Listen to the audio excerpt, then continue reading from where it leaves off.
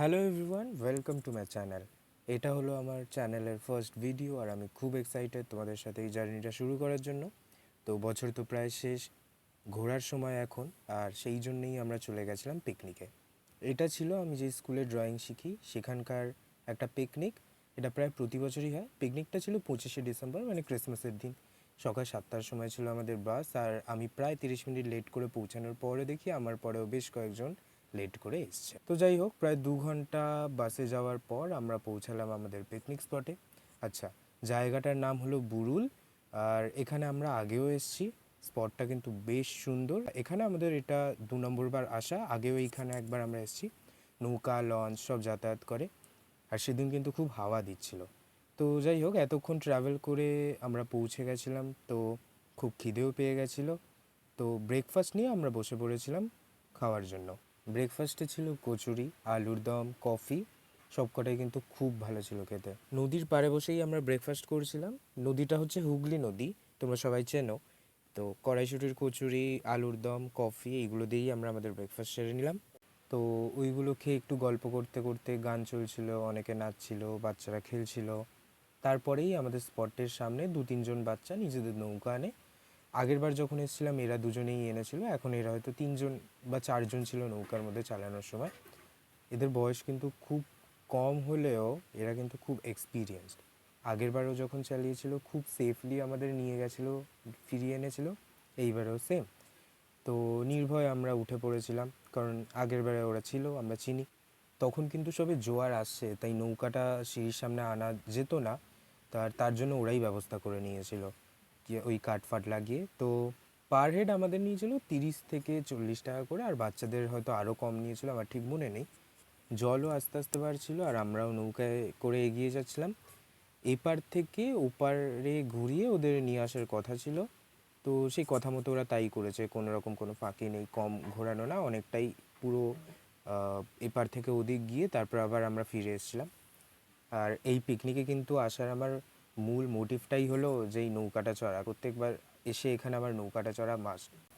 নৌকা চড়ে ফিরে আসার সময় কিন্তু আমরা যেদিকে যাচ্ছিলাম সেই দিক দিয়েই একটা বড় লঞ্চ, জাহাজ কি বলে আমি ঠিক জানি না এটাকে, তোমরা জানলে কমেন্টে জানিয়ে দিও, সেটা আসছিল। আর প্রায় অনেকটাই সামনে দিয়ে কিন্তু আমরা এটাকে দেখেছি, মানে নদীর পাড় থেকে দেখা আর জলের মধ্যে নেবে নৌকার মধ্যে একদম সামনে থেকে এটাকে দেখা কিন্তু পুরোটাই আলাদা। আর যেহেতু অত সামনে দিয়ে যাচ্ছিল, তো ঢেউগুলো অনেকটাই বড় হয়ে গেছিলো, নৌকা তো প্রচণ্ড পরিমাণে দুলছিল। সবাই ভিডিও করছিল, কারণ এইসব জিনিস তো সাধারণত এত সামনে থেকে আমরা দেখি না, আর সবাই মেমোরি করে রাখতে চায়, এটা স্বাভাবিকই। যাই হোক, ওটা এগিয়ে গেল, আমরাও আমাদের স্পটে আবার ফিরে এলাম। আর এবার কিন্তু সিঁড়ির সামনে নৌকাটা আনা যাচ্ছে, যেহেতু জল অনেকটাই বেড়ে গেছে। নৌকাটা স্পটে ফিরে আসার পর একটুখানি ব্যাডমিন্টন খেলছিলাম, আর হাওয়ার জন্য কিন্তু অনেকটাই প্রবলেম হচ্ছিল, কারণ একদিকে আমরা কক মারছি আর চলে যাচ্ছে সেটা অন্যদিকে, তো খেলতে একটু প্রবলেম তো হচ্ছিলোই। খেলতে খেলতে দেখি আমাদের পরের ব্যাচে নৌকা চড়ে চলে এসছে।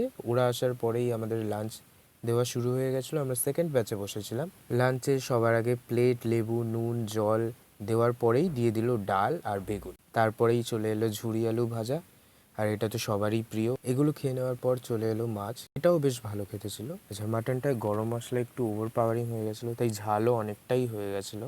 ওটা শেষ করতেই চাটনি, পাঁপড়, মিষ্টি, আর মিষ্টিটা আমার বেস্ট লেগেছে। এই করতে করতেই বিকেল হয়ে যায়, আর আমরা একটু হাঁটতে বেরোই। আশেপাশে নৌকার ঘাট ছিল, ওইগুলোই দেখতে যাই। আগেরবার যেহেতু এসেছিলাম তো একটু আধটু জানি। জায়গাটা সত্যিই কিন্তু খুব সুন্দর, মানে ফটো তোলার জন্য বা রিল বানানোর জন্য বেশ ভালো। আমরা যখন বেরিয়েছি তখন হয়তো 4টে বেজে গেছে। এই খাওয়াটা যেহেতু একটু বেশি হয়ে গেছিলো, তাই বেশি ঘুরতেও ইচ্ছে করেনি।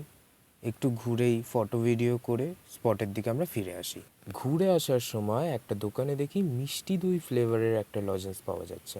মিষ্টি দইয়ে তো তেমন ফ্লেভার পাওয়া গেল না, স্বাভাবিক, 1 টাকায় তো এত বেশি আশা করা উচিত না, কিন্তু খেতে যে খুব একটা খারাপ তা না। সন্ধে হয়ে আসছিল, ঘুরে টুরে এসে দেখি চা হয়েছে। আমি তো চা খাই না, তাই দিদির থেকে ভিডিও করলাম। যাওয়ার সময় দেওয়া হলো প্যাকড ডিনার। এটা বাড়ি গিয়ে দেখাচ্ছি কি ছিল। অন্ধকারে তো আকাশ আর নদী প্রায় মিশেই গেছে, দেখার মতো সেরকম আর কিছু নেই, খুব একটা দেখা যাচ্ছেও না। এরপর আমরা বাসে উঠে পড়লাম।